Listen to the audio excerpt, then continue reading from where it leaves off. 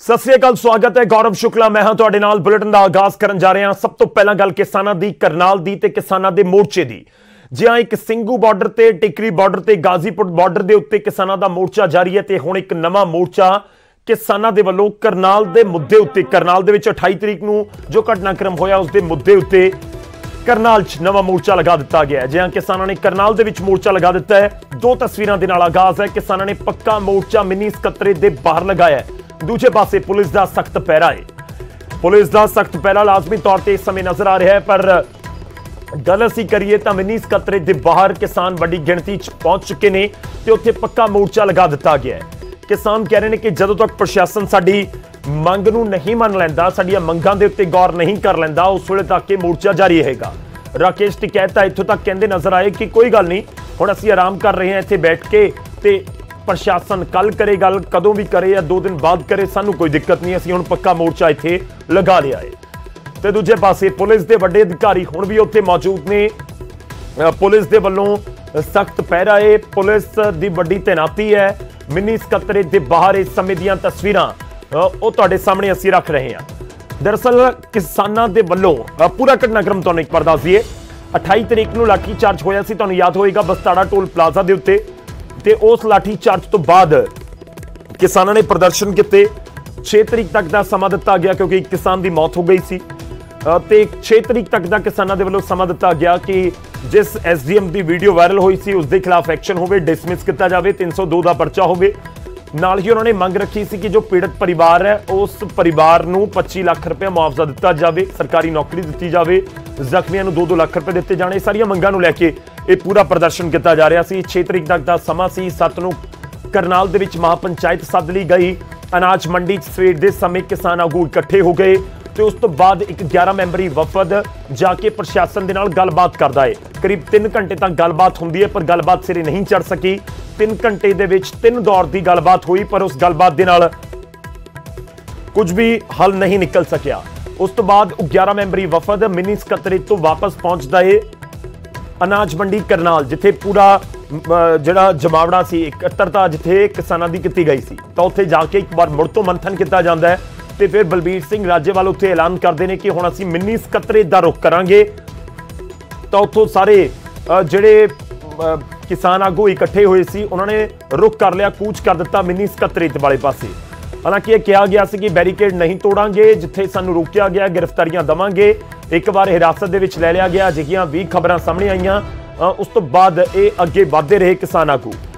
ਕੁਝ ਥਾਵਾਂ ਦੇ ਉੱਤੇ ਬੈਰੀਕੇਡ ਸੀ, ਜ਼ਿਆਦਾ ਮਸ਼ੱਕਤ ਕਿਸਾਨਾਂ ਨੂੰ ਬੈਰੀਕੇਡ ਤੋੜਨ ਦੇ ਵਿੱਚ ਨਹੀਂ ਕਰਨੀ ਪਈ। ਹਾਲਾਂਕਿ ਸਕੱਤਰੇਤ ਦੇ ਬਾਹਰ ਜ਼ਰੂਰ ਵਾਟਰ ਕੈਨਨ ਦਾ ਇਸਤੇਮਾਲ ਕੀਤਾ ਗਿਆ। ਖੈਰ ਸਕੱਤਰੇਤ ਮਿਨੀ ਸਕੱਤਰੇਤ ਪਹੁੰਚ ਚੁੱਕੇ ਨੇ ਕਿਸਾਨ ਆਗੂ ਤੇ ਪੱਕਾ ਮੋਰਚਾ ਉੱਥੇ ਲਗਾ ਦਿੱਤਾ ਗਿਆ। ਸੁਣਾਵਾਂਗੇ ਤੁਹਾਨੂੰ ਬਿਆਨ ਕੀ ਕੁਝ ਕਿਹਾ ਜਾ ਰਿਹਾ ਹੈ किसान आगुओं के वल्लों। हुआ अब यहाँ आ गए ना, अब यहाँ आने के बाद मानेंगे, लेकिन अच्छा था पहले ही बात मान जाते। तो ये राजहट है, राजहट आप दुर्योधन का देखिए, राजहट आप रावण का देखिए। दुर्योधन से 5 गांव मांगे थे, 5 गांव नहीं दिए, फिर सारा राज्य दिया ना और परिवार भी मरवाया। वही इनके साथ है। अभी तो आराम कर रहे भाई, देख लेंगे, कोई कलवल बता देगा प्रशासन। अब हमारे कहने से थोड़ा हमारा गेट पर कब्जा हो गया। अब तो आराम से बैठ के बात कर रहे हैं।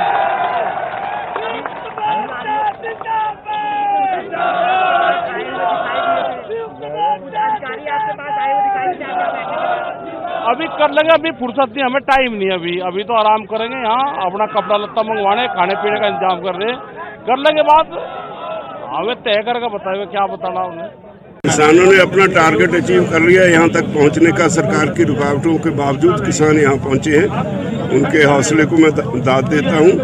और अभी ये चालू रहेगा धरना जब तक सरकार उस एसडीएम के खिलाफ एफआईआर नहीं करती और जो शहीद हुआ है किसान, उसके बच्चे को नौकरी और उसको कंपनसेशन, जो जख्मी हुए उनके लिए कंपनसेशन ये नहीं देते, तब तक ये ठीक है, चलता है।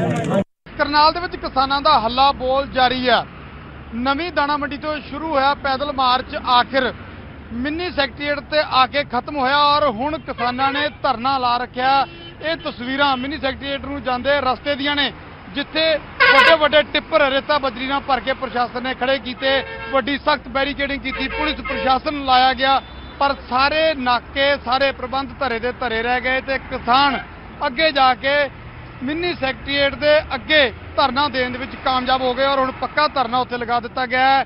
ਗੁਰਨਾਮ ਚੜੂਨੀ ਨੇ ਸਾਫ਼ ਐਲਾਨ ਕਰ ਦਿੱਤਾ ਹੈ ਕਿ ਇਹ ਧਰਨਾ ਉਦੋਂ ਤੱਕ ਚੱਲੇਗਾ ਜਦੋਂ ਤੱਕ ਕਿਸਾਨਾਂ ਦੀਆਂ ਮੰਗਾਂ ਮੰਨੀਆਂ ਨਹੀਂ ਜਾਂਦੀਆਂ। ਇਸ ਤੋਂ ਬਾਅਦ ਹਾਈਵੇ ਜਾਮ ਕਰਾਂਗੇ, ਇਸ ਤੋਂ ਬਾਅਦ ਲਗਾਤਾਰ ਪ੍ਰਦਰਸ਼ਨ ਜਿਹੜਾ ਉਹ ਤੇਜ਼ ਕੀਤਾ ਜਾਵੇਗਾ ਔਰ ਸਰਕਾਰ ਨੂੰ ਝੁਕਾਉਣ ਦੇ ਲਈ ਦਬਾਅ ਬਣਾਇਆ ਜਾਵੇਗਾ। ਪਰ ਹਾਲ ਫਿਲਹਾਲ ਦੀ ਘੜੀ ਰਾਤ ਦੀਆਂ ਤਸਵੀਰਾਂ ਤੁਸੀਂ ਦੇਖ ਪਾ ਰਹੇ ਹੋ ਕਿ ਕਿਵੇਂ ਜਿਹੜੇ ਟਿੱਪਰ ਸੀ ਭਰੇ ਹੋਏ ਉਵੇਂ ਦੇ ਉਵੇਂ ਖੜੇ ਹੋਏ ਨੇ, ਪਰ ਕਿਸਾਨ ਇਹਨਾਂ ਟਿੱਪਰਾਂ ਤੋਂ ਅੱਗੇ ਜਾ ਚੁੱਕੇ ਨੇ ਔਰ ਮਿੰਨੀ ਸੈਕਟਰੀਏਟ ਦੇ ਬਿਲਕੁਲ ਮੁੱਖ ਗੇਟ ਤੇ ਇੱਕ ਵੱਡਾ ਧਰਨਾ ਜਿਹੜਾ ਹੈ ਕਿਸਾਨਾਂ ਨੇ ਲਾ ਦਿੱਤਾ ਔਰ ਇਹ ਧਰਨਾ ਹੁਣ ਕਦੋਂ ਤੱਕ ਚੱਲੇਗਾ, ਕਦੋਂ ਪ੍ਰਸ਼ਾਸਨ ਦੇ ਨਾਲ ਕਿਸਾਨਾਂ ਦੀ ਗੱਲਬਾਤ ਹੋਵੇਗੀ, ਕਦੋਂ ਗੱਲਬਾਤ ਨਿਪਰੇ ਚੜੇਗੀ। ਹਾਲਾਂਕਿ ਅੱਜ ਸਵੇਰੇ ਜਦੋਂ ਕਿਸਾਨਾਂ ਦੀ ਪ੍ਰਸ਼ਾਸਨ ਦੇ ਨਾਲ ਗੱਲਬਾਤ ਹੋਈ ਕਿਸਾਨ ਆਗੂਆਂ ਦੀ, ਤਾਂ ਉਹ ਗੱਲਬਾਤ ਵੀ ਕਿਸੇ ਨਤੀਜੇ ਤੱਕ ਨਹੀਂ ਪਹੁੰਚ ਸਕੀ ਔਰ ਇਹੀ ਕਾਰਨ ਬਣਿਆ ਕਿ ਨਵੀਂ ਦਾਣਾ ਮੰਡੀ ਦੇ ਵਿੱਚ ਇਕੱਠ ਹੋਣ ਤੋਂ ਬਾਅਦ ਕਿਸਾਨ ਇਸ ਮਿੰਨੀ ਸੈਕਟਰੀਏਟ ਦੇ ਵੱਲ ਨੂੰ ਵਧੇ ਔਰ ਇੱਥੇ ਆ ਕੇ ਲੰਮਾ ਅਣਮਿੱਥੇ ਸਮੇਂ ਲਈ ਧਰਨਾ ਦੇ ਦਿੱਤਾ ਗਿਆ। ਔਰ ਫਿਲਹਾਲ ਹਰਿਆਣਾ ਸਰਕਾਰ ਤੇ ਹਰਿਆਣਾ ਪ੍ਰਸ਼ਾਸਨ ਦੇ ਸਾਹਮਣੇ ਵੱਡੀ ਚੁਣੌਤੀ ਖੜੀ ਹੋ ਗਈ ਹੈ। ਕੈਮਰਾਮੈਨ ਸੰਦੀਪ ਦੇ ਨਾਲ ਨਪਿੰਦਰ ਸਿੰਘ ਬਰਾੜ, ਨਿਊਜ਼ 18 ਕਰਨਾਲ। ਇਸ ਸਭ ਦੇ ਵਿਚਾਲੇ ਗੁਰਨਾਮ ਸਿੰਘ ਚੜੂਨੀ ਦੇ ਉੱਤੇ ਇਲਜ਼ਾਮ ਵੀ ਲੱਗ ਰਹੇ ਨੇ ਜੋ ਹਰਿਆਣਾ ਦੇ ਖੇਤੀਬਾੜੀ ਮੰਤਰੀ ਲਗਾ ਰਹੇ ਨੇ। ਜੇ ਹਰਿਆਣਾ ਦੇ ਖੇਤੀਬਾੜੀ ਮੰਤਰੀ ਜੇਪੀ ਦਲਾਲ ਨੇ ਕਿਸਾਨ ਆਗੂ ਗੁਰਨਾਮ ਸਿੰਘ ਚੜੂਨੀ ਦੇ ਉੱਤੇ ਵੱਡਾ ਸ਼ਬਦੀ ਵਾਰ ਕੀਤਾ, ਇਲਜ਼ਾਮ ਲਗਾਇਆ। ਜੇਪੀ ਦਲਾਲ ਦਾ ਦਾਅਵਾ ਹੈ ਕਿ ਗੁਰਨਾਮ ਸਿੰਘ ਚੜੂਨੀ ਕਾਂग्रेस तो पैसे लेके हरियाणा का माहौल खराब कर रहे हैं। लगता है कि जो ये हमारे कोई व्यापारी भाई हैं, चड़ूनी भाई आड़ती हैं, इन्होंने सुपारी ले रखी है कांग्रेस से कि वो हरियाणा में अव्यवस्था बनाए रखेंगे और जब तक उनको तसल्ली नहीं होगी, जब तक जान माल नहीं चली जाती कुछ भोले वाले किसान की, और तब तक वो कुछ न कुछ कार्यक्रम इस तरह के करते ही रहेंगे। कम्युनिस्ट भाई, कुछ विपक्ष के नेताओं के कार्यकर्ता, कुछ कांग्रेस के कार्यकर्ता इकट्ठा होकर रास्ते जाम करके पत्थरबाजी करके जो अव्यवस्था फैलाना चाहते हैं, जनता ये सब देख रही है।